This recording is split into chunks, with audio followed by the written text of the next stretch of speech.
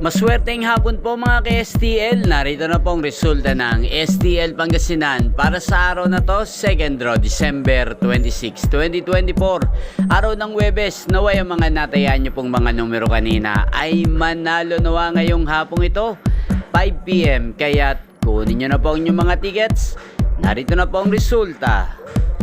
Ang mga numerong nanalo sa STL Pangasinan ngayong hapong ito, December 26, 2024, 5 PM, second draw result, 2 at 34 in exact order. Sa lahat po ng tumaya kanina sa STL Pangasinan para second draw ng 2 at 34, congrats po sa inyo, panalo po kayo.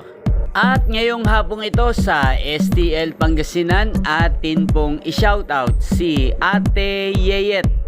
Ate Yeyet ng Pangasinan, shoutout po sa iyo. Sana mga tinatayaw mo mga numero sa Pangasinan ay manalo na po ngayong hapong ito. At sana'y nasa mabuti ka rin pong kalagayan. At sa lahat po ng mga taga Pangasinan dyan, shoutout po sa inyo. Especially sa aking mga subscribers na laging nanonood ng aking mga videos.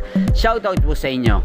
Inyo pong napanood ang resulta ng STL Pangasinan sa channel na to, Roderick Hernandez TV. Maraming salamat po sa patuloy niyo pong pagsuporta at panonood sa aking channel araw-araw.